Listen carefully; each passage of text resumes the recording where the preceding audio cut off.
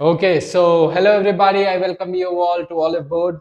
Yes, so my name is Veer Pratap Singh, and this is a very important session that we are going to be conducting today. And in this particular session, guys, we are going to understand that what is going to be the strategy in the coming few months. Why? Because we up till now, what have we understood is that in the coming 5 to 6 months the SSC examinations they are going to be conducted, and in that examinations, for us to be prepared in this 5 to 6 months, we need to understand how we need to study, and for that studying we need to have a particular strategy. And in that particular strategy, if we adopt that strategy, our chances of clearing the examination, it becomes much more in number. Okay, so that is why in today's session, guys, what we'll be understanding is what strategy we need to adopt for these 5 to 6 months, that is in the coming till the coming June and July, to clear the tier 1 examinations. And do not worry, whatever strategy that we'll talk about today and the syllabus, that same strategy and syllabus will be applicable even for your tier 2 examinations. And by December and January 2025, you shall become an officer.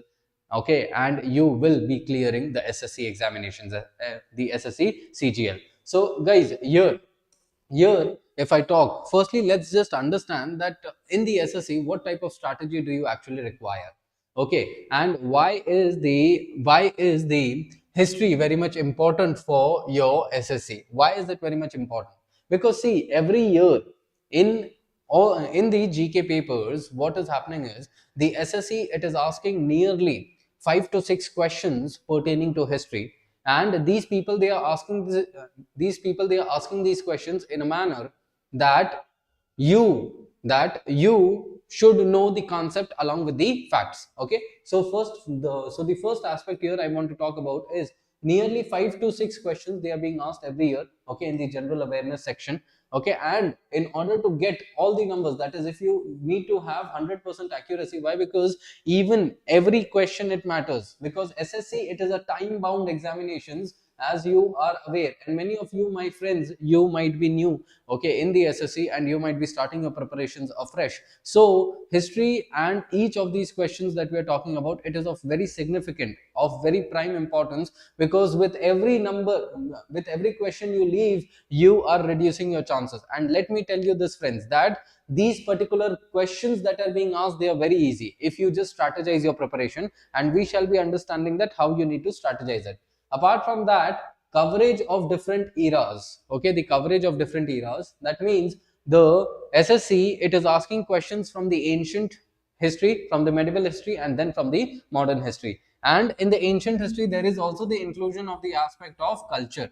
Okay, that means whatever dynasties are going to be there, these dynasties, they are going to have a particular type of culture. That means what they contributed in the architecture, in this culture, in the artistic traditions. Okay, and who were the contemporary rulers who contributed into certain architectural and artistic developments. So you need to know all these facts. Okay, do not consider history to be just a part and you can skip it. No, trust me, if you skip it, you reduce your chances of clearing the examination. So that is something, my dear friends, that you need to actually avoid.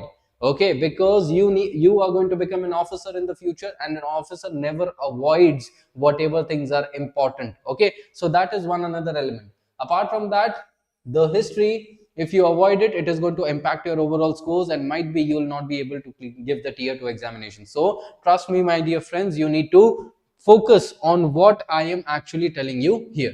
Now friends, I generally upload and I enrich my content, and whatever enriched content is there, okay, that the examinations, generally the civil services that they ask upon, is on the history and on the other aspects. I upload them on my particular channels. Okay, that is the Telegram channel. So you can connect with me on my Telegram channel also. You can scan the link. Okay, you can scan the QR code, and then you can connect with me. Now let's just start with the history aspect, my dear friends. So when we are talking about the types of history questions in the SSC CGL, that the examination body, it is focused upon asking.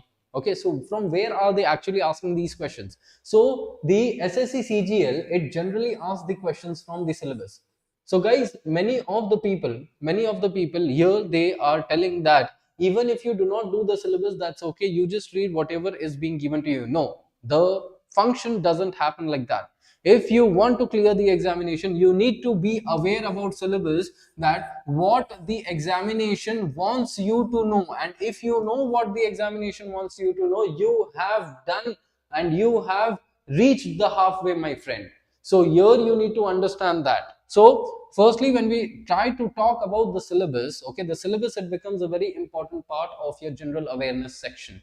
Okay, so here the UPSC or the state PCS or the any other examination bodies, okay, like the any other examination bodies, the SSC, okay, it learns from these bodies, and it also asks question. Why? Because here also it is recruiting officers, not the lower level people, but officers. So they are also increasing their manner like the way the other service commissions are increasing it. So similarly here also, up till now the SSC, it was asking factual data and some basic line questions, but now what the SSC is going to do is that it is going to connect the static portion with the conceptual questions. Okay, for example, the SSC, it generally asks upon the sites of the Indus Valley civilization. It initially asked on the sites of the Indus Valley civilization, my dear friends, but now what it is going to ask about is going to be that from which of the sites what particular product has been excavated.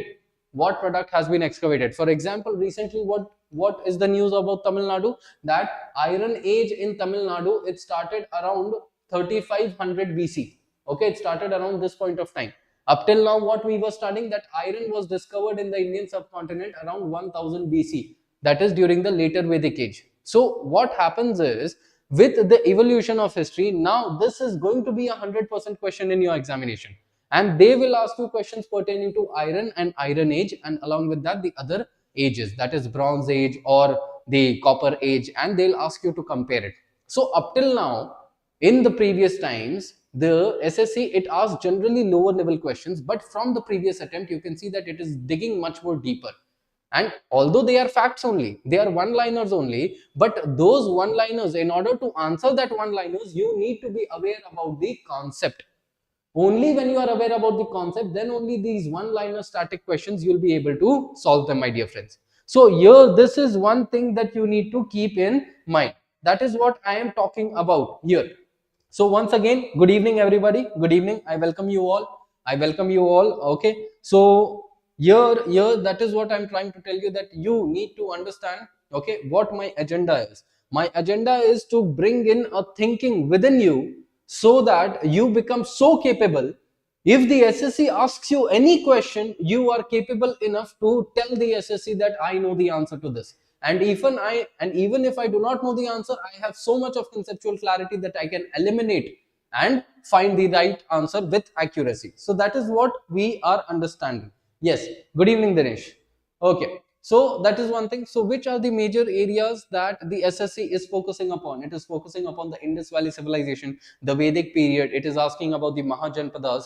Okay, apart from that, the various rulers belonging to the post-Mauryan period or the Mauryan period or the Guptas, and their hot favorite, it becomes the South Indian dynasties. They have been asking the development on the South Indian history, that is about the Chalukyas, Pallavas and the Chola rulers, that what these people have contributed. So in my courses, okay, whenever I am teaching it, okay, so we are taking it in a detailed manner, wherein I am explaining to you the concept as well as static. Okay, so firstly we'll understand what are the various areas that these people are asking questions upon, then we'll understand the syllabus, and then what strategy we need to adopt in order to, you know, consolidate all this material and then finally have it, means finally apply it. Then in the medieval history, which are the key topics? They are going to talk about the Delhi Sultanate, the various rulers of the Delhi Sultanate, and what contributions they are going to be doing. Apart from that, the Mughal rulers and what contributions, and the most important is the Bhakti and the Sufi movements, that what were the cultural developments that are going to happen.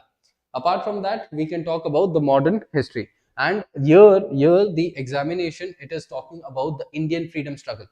Which were the people who contributed in the Indian freedom struggle, the various rebellions that happened, who were the leaders of that rebellions, okay, the various political movements, the political associations, and how did the Indian freedom struggle it actually take place. So that is what it is being asked by the SSC, and these are the focus areas, guys. Now when we talk about the next aspect, if we break down the syllabus, now see the syllabus, it is very much huge, okay, of the even the SSC that it tells, okay. So SSC, okay, SSC, what it is telling, that SSC, it is just telling history. Okay, when SSC is just telling history, and when we decode it, when we try and break it, we understand that SSC, and on the basis of previous year questions, when we break the syllabus by understanding the mindset of the SSC as per the previous year questions, that what according to SSC is included within the domain of history. So they are asking questions from all these three topics, and from these three topics they are actually taking it from the Indus Valley civilization, okay, till the early 8th century AD. So whatever developments happened in this point of time in the Indian subcontinent, they are going to be asking questions pertaining to that. For example, these people, they are going to ask questions pertaining to the various dynasties. They are going to ask questions pertaining to the various rulers and their contributions. Okay. Then apart from that, they are going to ask questions on the various art and architectural development. Okay, they are going to ask questions according to that. They are going to ask question on various wars, okay, and the various treaties that were done, and what were the developments of those treaties. So these guys, these are factual things, okay. I have also uploaded things on my Telegram channel, okay. The QR code I have already attached it here, okay. So you can scan the QR code and you can look that there is one document that contains all of this, and which is very much relevant for your SSC also, okay. So that is one thing. So when we talk about the ancient India, these are the various domains that the SSC is majorly talking about, and I am specifically going to cover all these particular domains with conceptual clarity, so that your knowledge is so much enhanced that if the examination is asking any question to you, you can actually solve it. Apart from that, guys, when we move on to the medieval Indian history, so here also they are going to ask about the various dynasties that were there in the Delhi Sultanate, okay, that is from the 1206 to 1526, okay. So they'll ask questions pertaining to, however, here they are focusing little.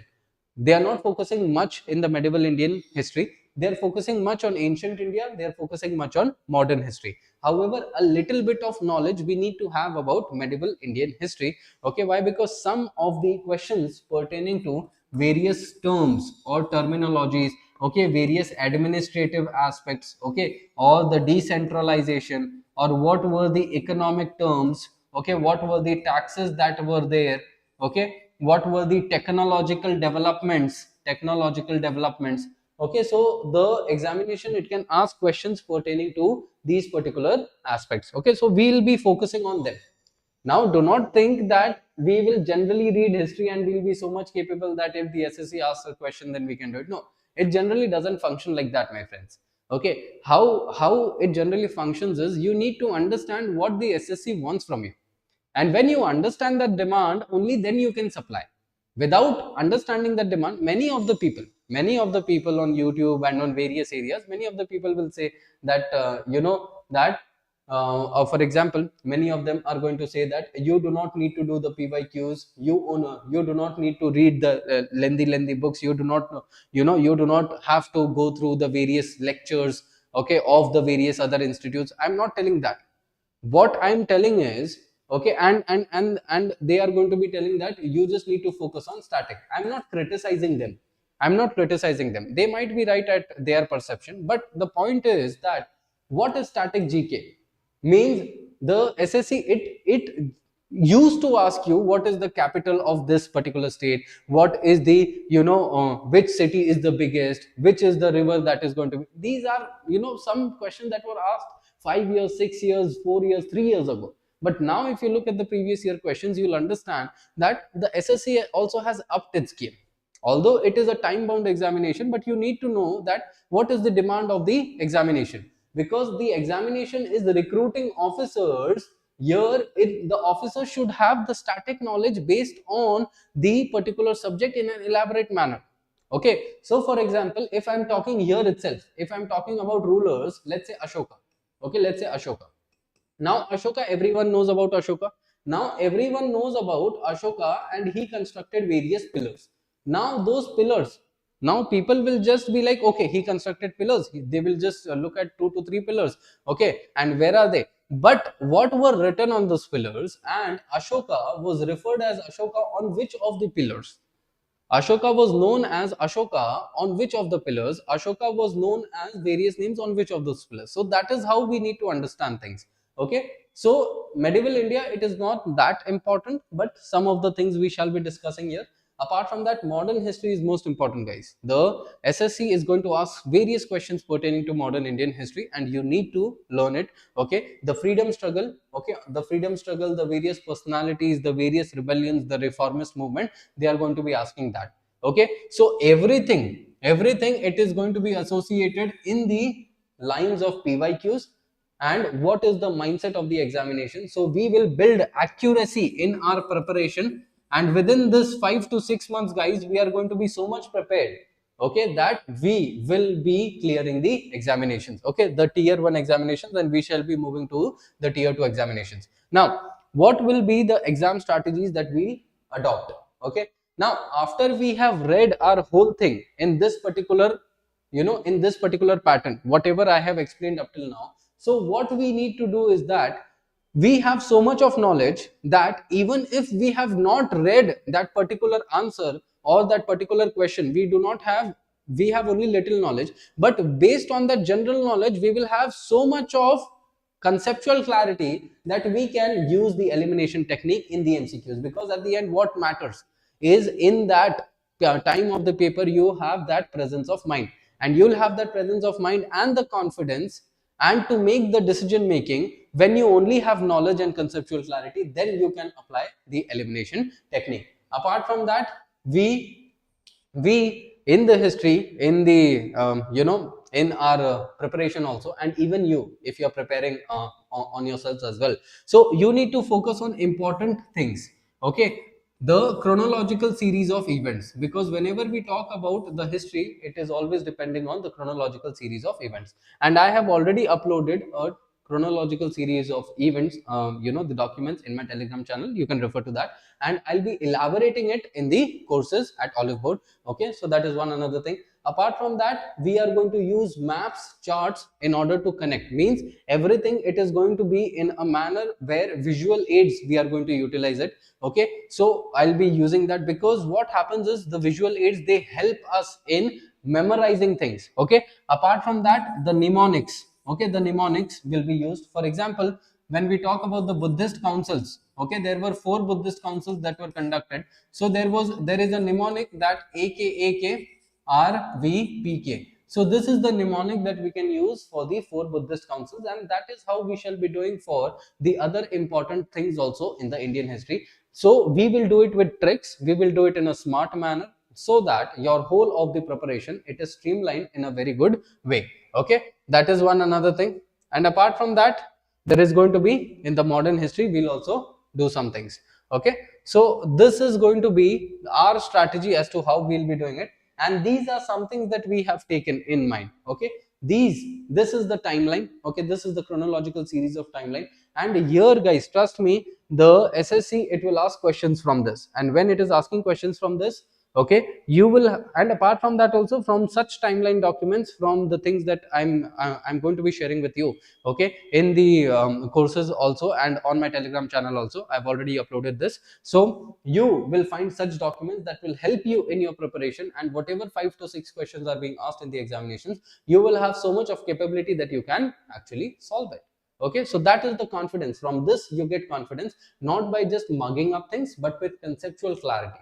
Okay, so what we'll do is we'll focus on conceptual clarity and exam oriented things. All right, so that is one another dimension. So what should be our study plan? Okay, so you should basically be following a plan, okay, that includes a consistent revision, because you have multiple subjects, reasoning, maths, and reasoning, maths, English, and the other aspects of GK are also there. So you should be doing it on a consistent basis, that you should be allotting 1 hour daily for history. Okay, and in that, means 1 hour, if you read, half an hour should be given for revision. Okay, and you should segregate this whole aspect in ancient, medieval, and modern in a timely manner, and in on weekly basis you should at least revise that content that you have already read once or twice, so that it remains in your brain fresh.